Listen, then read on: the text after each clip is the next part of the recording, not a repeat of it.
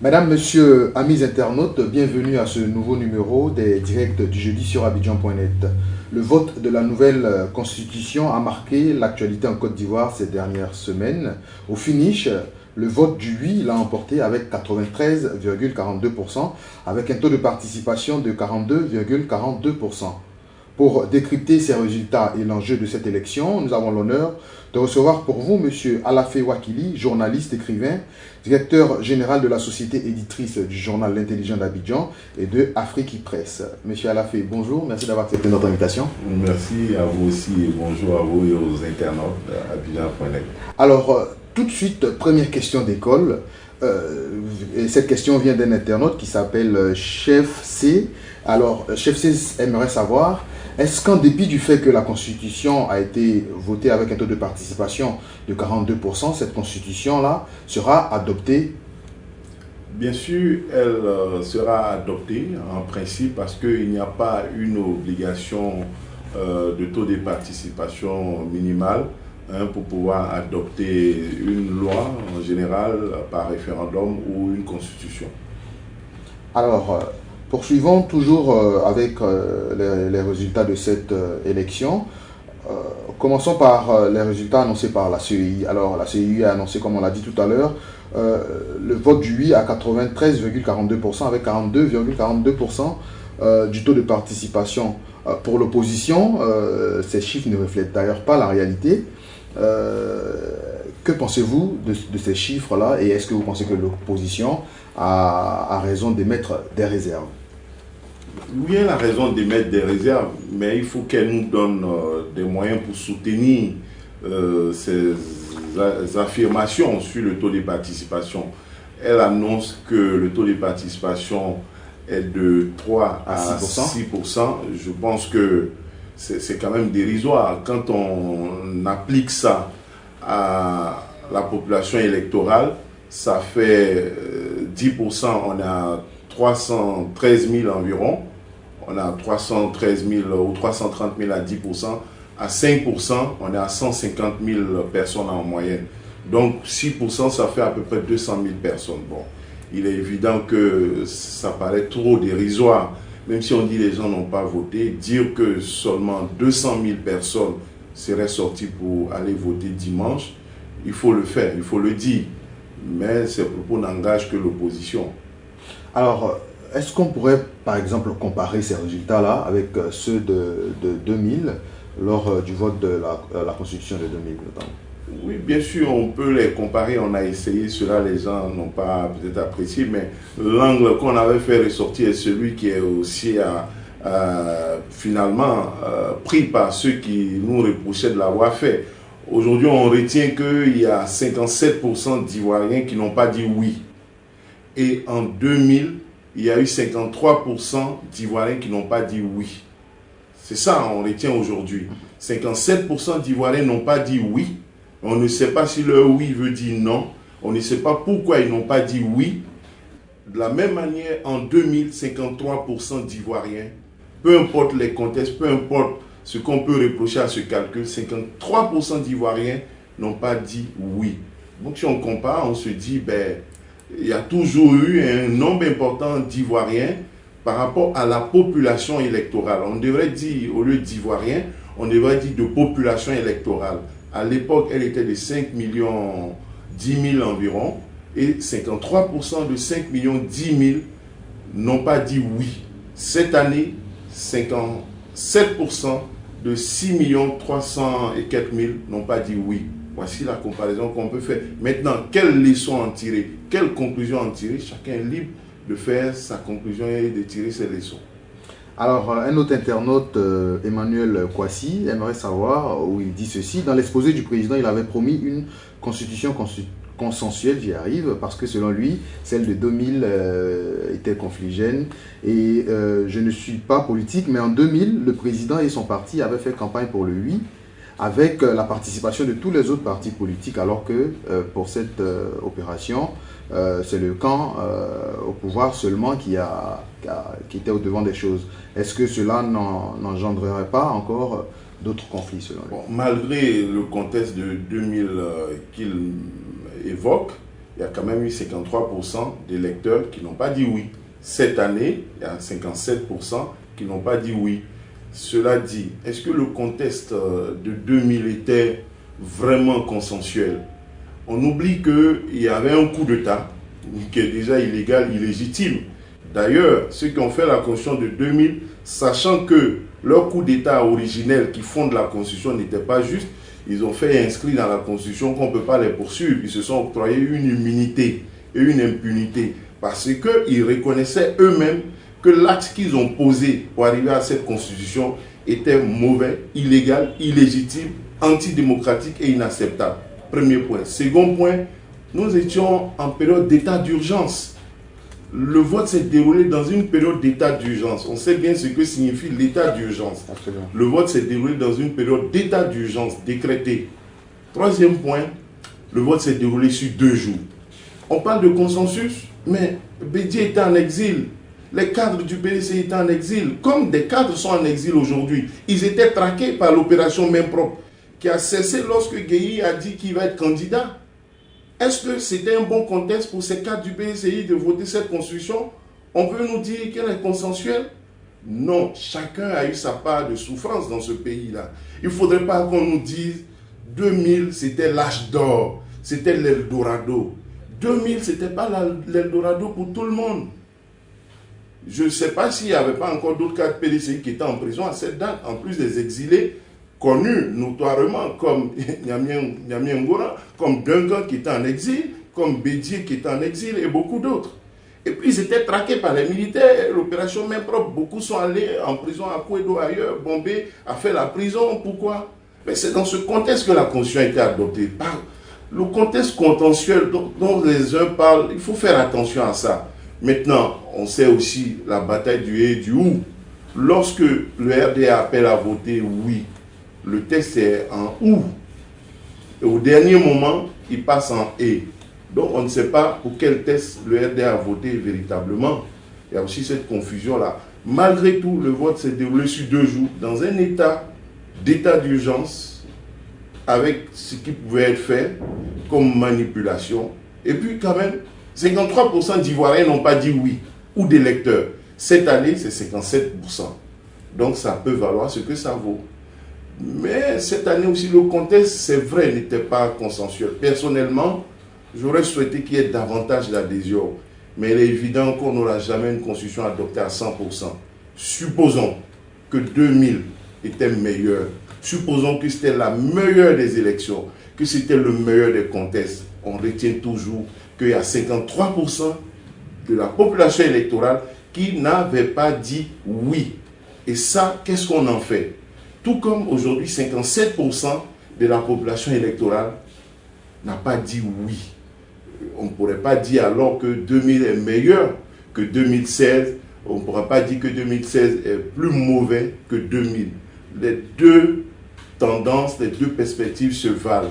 Si je pense qu'il y avait eu seulement 10-15% cette année, oui, là il y aurait eu débat. C'est-à-dire, si les 6% de l'opposition sont vrais, si l'opposition arrive à convaincre que vraiment c'est seulement 200 000 Ivoiriens qui ont voté dimanche, alors là, moi je rends les armes. Je dis non, on ne fait plus de débat, c'est fini, ne parlez plus de cette constitution-là. Mais vraiment, si on a 22 millions d'habitants et 200 000 seulement qui ont voté, comme je l'ai demandé quelque part, je ne sais pas combien d'armes il faudrait au président Ouattara, combien de militaires. Je ne sais pas comment il peut encore gouverner un seul jour cette Côte d'Ivoire. Je veux même me dire, ces militaires et gendarmes ou policiers sur qui ils compteraient, selon beaucoup de gens. Peut-être eux-mêmes, ils n'ont même pas voté cette constitution, ils ne sont pas d'accord. Ils ne peuvent pas protéger les intérêts de 6%, de 200 000 personnes face à 6 millions par rapport à une population de 22 millions. Donc, voyez-vous, il y a des choses dont on doit se garder, selon moi, même si on n'est pas d'accord avec certaines choses. Dans les chiffres, M. Alafé, alors, malgré les moyens importants déployés par le parti au pouvoir, on constate que le taux de participation dans certaines régions laisse à désirer, notamment à Yamoussoukro où on a obtenu 19%, à Daoukro 38%, à Bengourou 25% et à Zopé, la grosse surprise, 64%. Alors, comment interprétez-vous ces chiffres et qu'est-ce qui a pu donner ces résultats-là? Oui, à plusieurs écrits de lecture. Prenons le cas de la zone d'Azopé. Il y a des logiques individuelles et personnelles qui comptent. On peut penser que après, entre guillemets, la raclée de la présidentielle en 2015 qu'il a subi, Achipatri a voulu prendre sa revanche et il s'est mieux préparé. Et pour dire que ceux qui disaient qu'il était politiquement fini ont eu tort. Donc il s'est donné les moyens d'encadrer mieux les militants avec son équipe, de travailler parce qu'il voyait venir les législatives.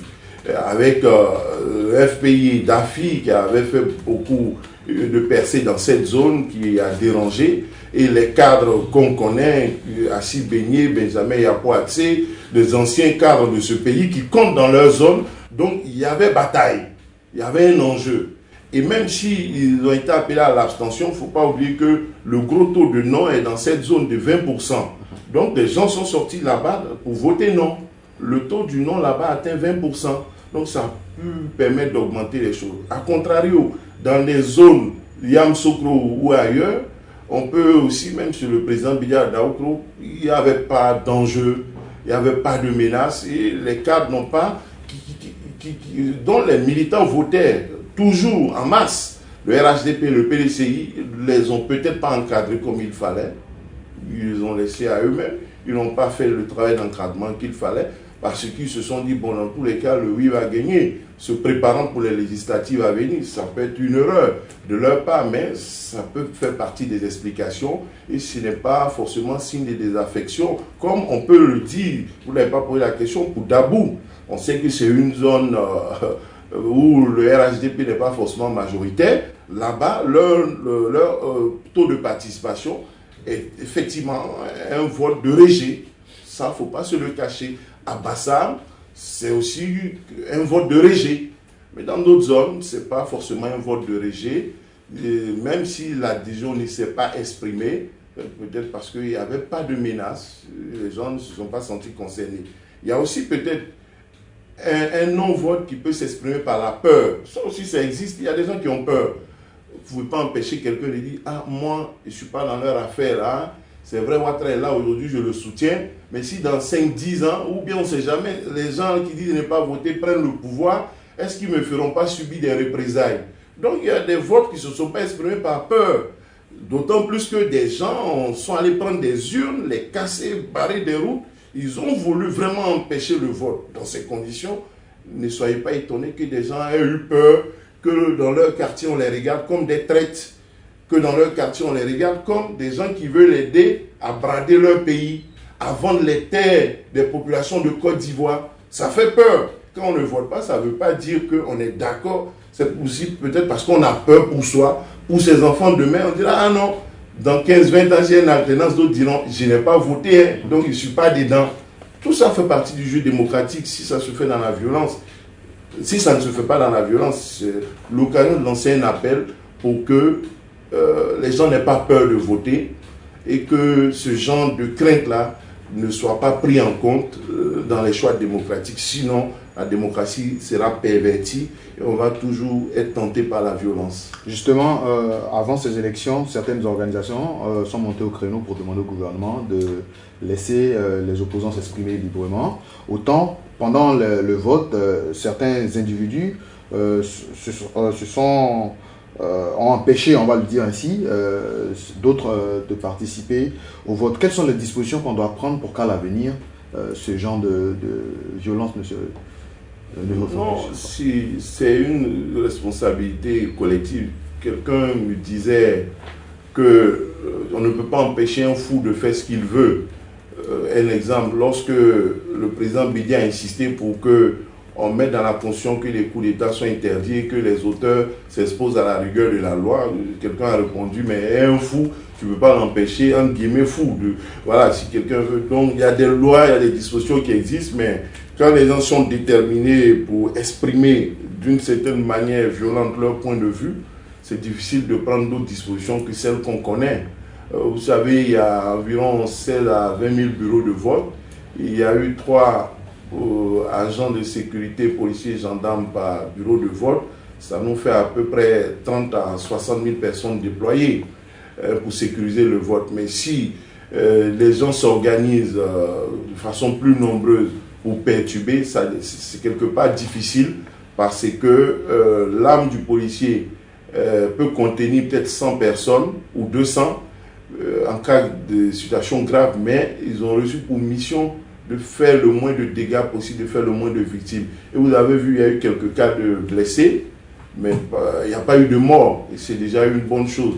Le maintien de l'ordre public consiste, la philosophie de nos jours consiste à éviter de faire des morts et même à éviter de faire des blessés. Et dans ces conditions, lorsque il n'y a pas une volonté partagée de maintenir la paix, les choses deviennent difficiles.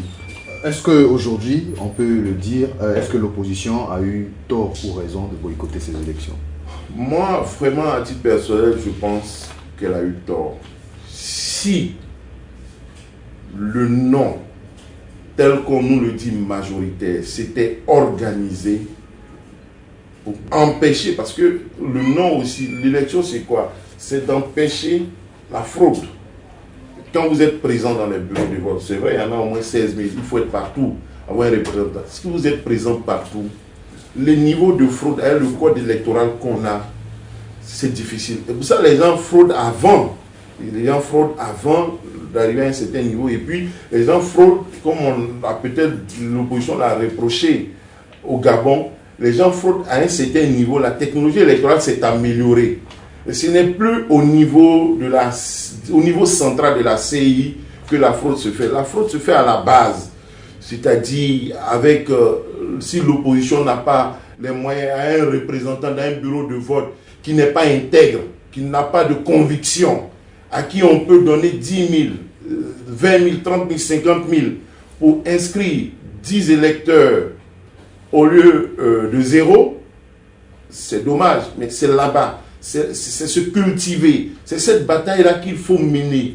Cette bataille citoyenne, cette bataille civique avec ses partisans, avec ses militants. C'est cette bataille-là qu'il faut mener. C'est cette bataille qu'il fallait mener et accepter de la mener pour s'engager dans l'élection. Il est clair que c'est vrai, le contexte actuel marqué par les difficultés de l'opposition, par l'emprisonnement du président Gbagbo, l'éloignement de Blé Goudé, par Simon Gbagbo en prison, est déplorable, peut être déploré. Mais est-ce que cela doit remettre en cause le fait fondamental que le FPI est par nature un parti des élections et que quel que soit ce contexte difficile, cette situation difficile, il ne doit pas se laisser entraîner dans un jeu hors démocratie, hors élection. Ce n'est pas ça le FPI, quoi que l'on dise. Et ce n'est pas ça l'opposition. Il ne faudrait pas laisser les circonstances et le contexte déterminer une posture politique qui soit contraire aux fondamentaux et à la conviction, à l'essence même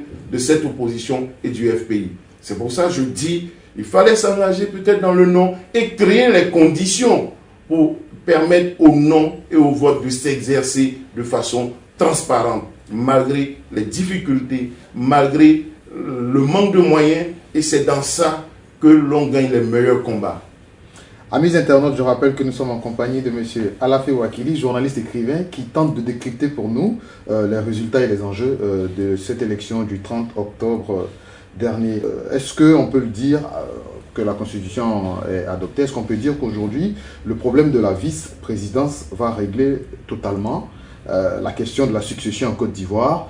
Est-ce qu'il y a des cas, au-delà, à part la Côte d'Ivoire, d'institution d'une vice-présidence dans le gouvernement?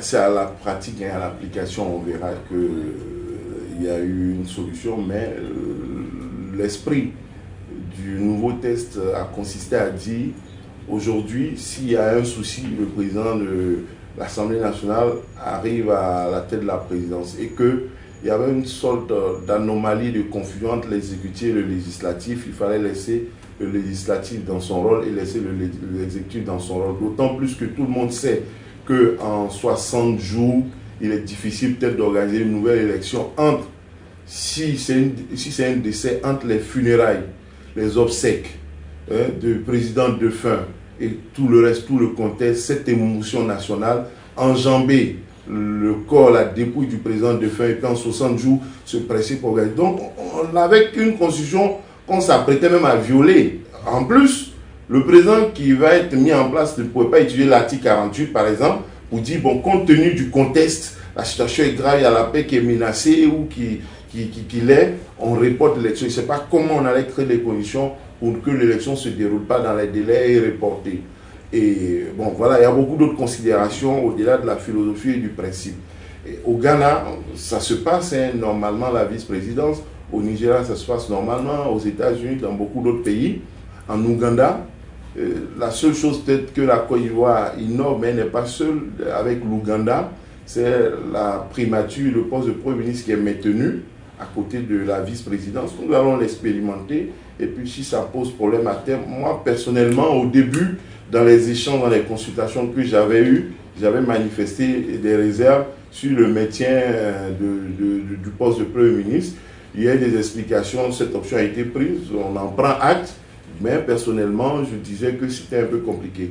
Alors, en rappelant qu'au Kenya, ça existait comme un moyen de sortir de la crise.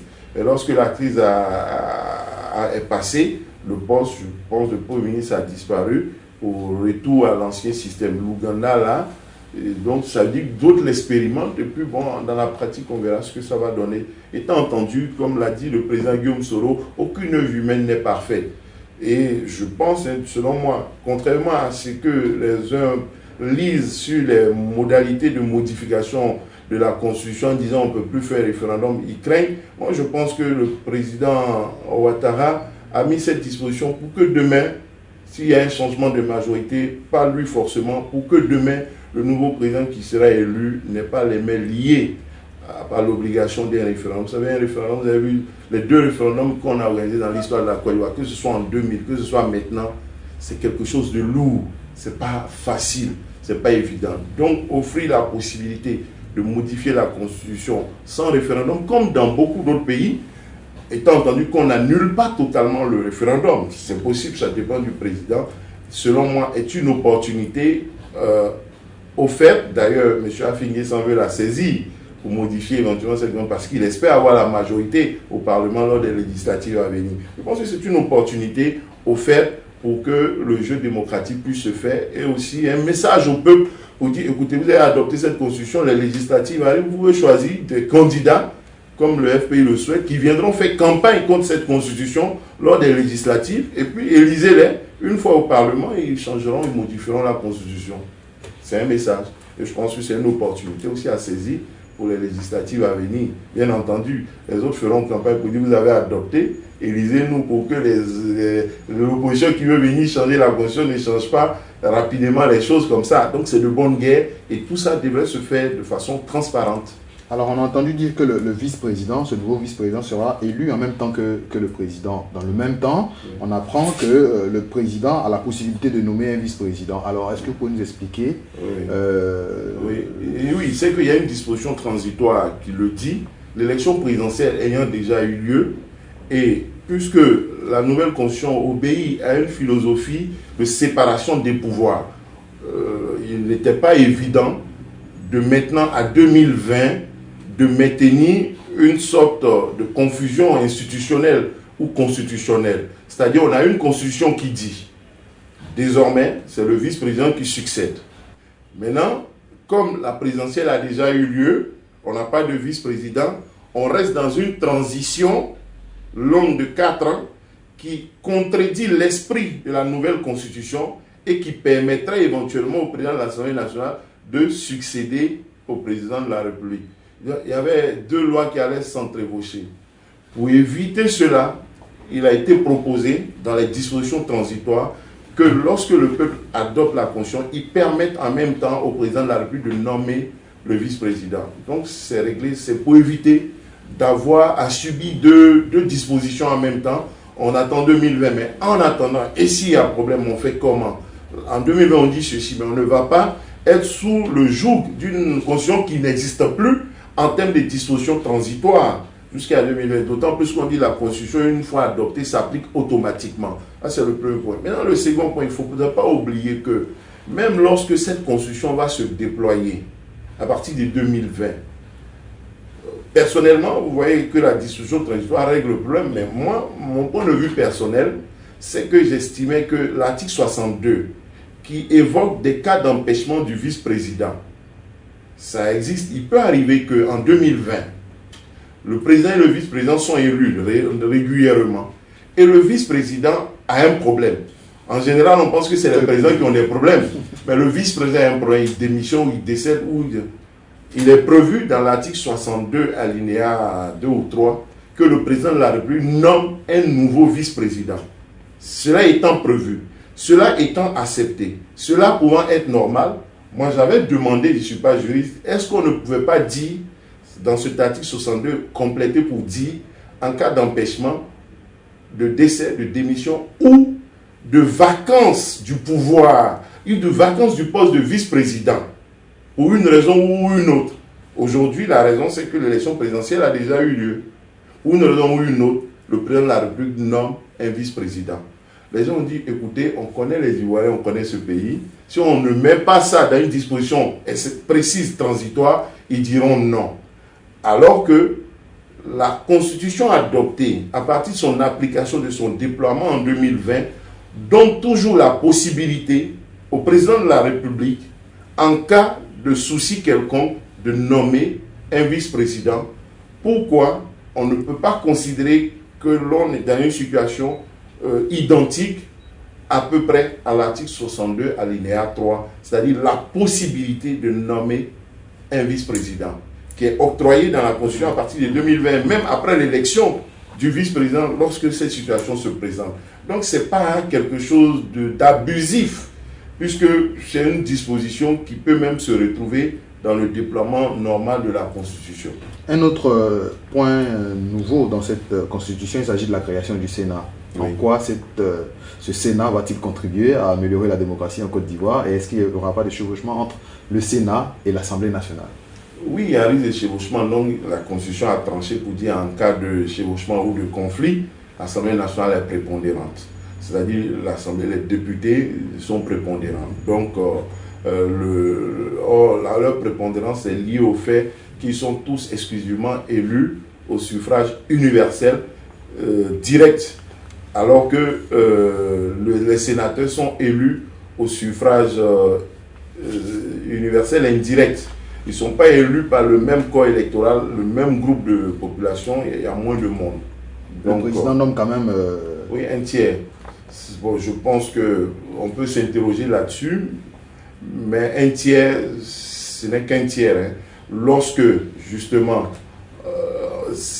il est minoritaire, ce président-là, il se retrouve avec 2 tiers des sénateurs contre lui, malgré son tiers.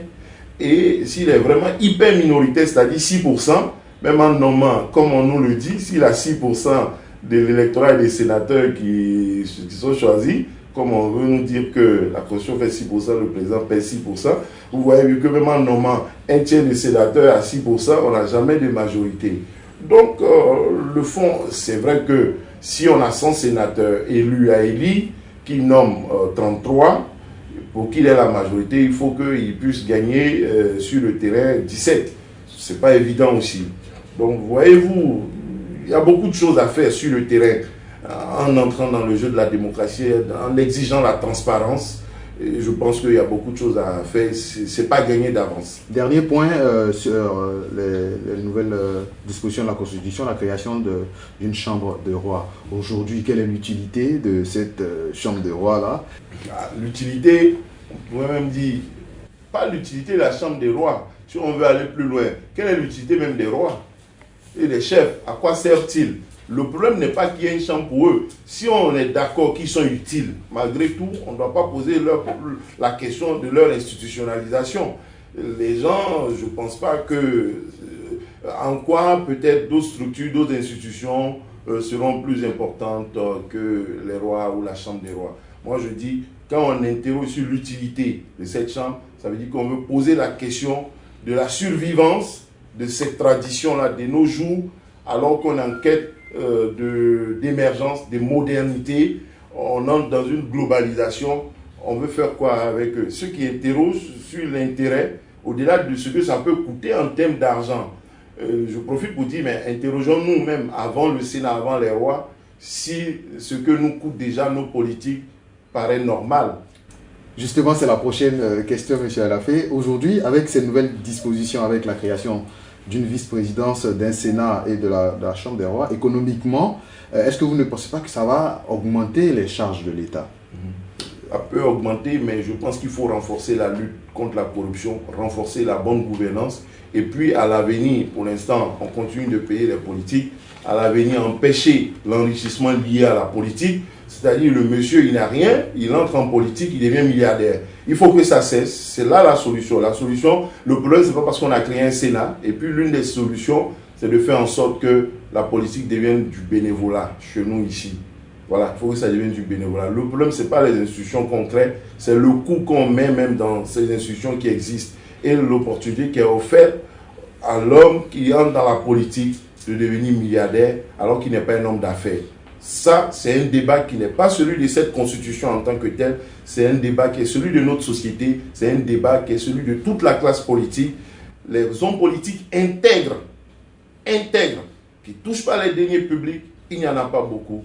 Je peux en citer un, je ne partage pas toujours ses positions, mais Mamadou Koulibaly est un homme politique intègre. Il fait partie des hommes politiques les plus intègres de Côte d'Ivoire. Et le pays a besoin de plus en plus d'hommes politiques de cette trempe-là. À l'époque, Yamien Kona, en tant que DG de la douane, il a incarné cette intégrité. J'ose espérer qu'il demeure dans la même intégrité. Il a incarné cette intégrité, c'est-à-dire ceux qui sont dans leur posture de dirigeants d'entreprises publiques et d'hommes politiques qui ont la possibilité, qui gèrent des budgets, des milliards, mais qui ne profitent pas de leur position, de leur posture pour s'enrichir. C'est ça le vrai problème de la politique en Côte d'Ivoire et en Afrique. Il faut y songer. Le problème de la Côte d'Ivoire, ce n'est ni la première, ni la deuxième, ni la troisième république, ni les constitutions. C'est l'intégrité des hommes politiques. Un mot pour terminer à l'endroit de ceux qui ont voté oui et ceux qui n'ont pas voté cette constitution. Dit qu'aucune humaine n'est parfaite. Il ne faut pas faire le choix de la violence. Il faut s'organiser.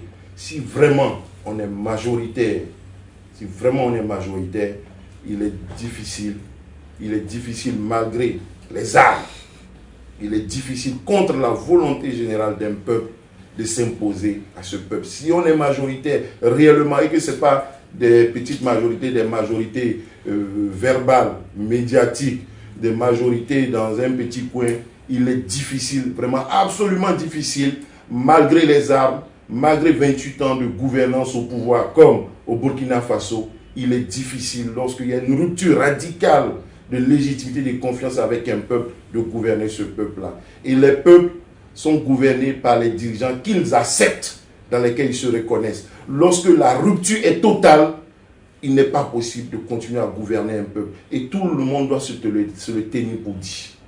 Le 30 octobre dernier, les Ivoiriens ont voté à 93,42% la nouvelle constitution.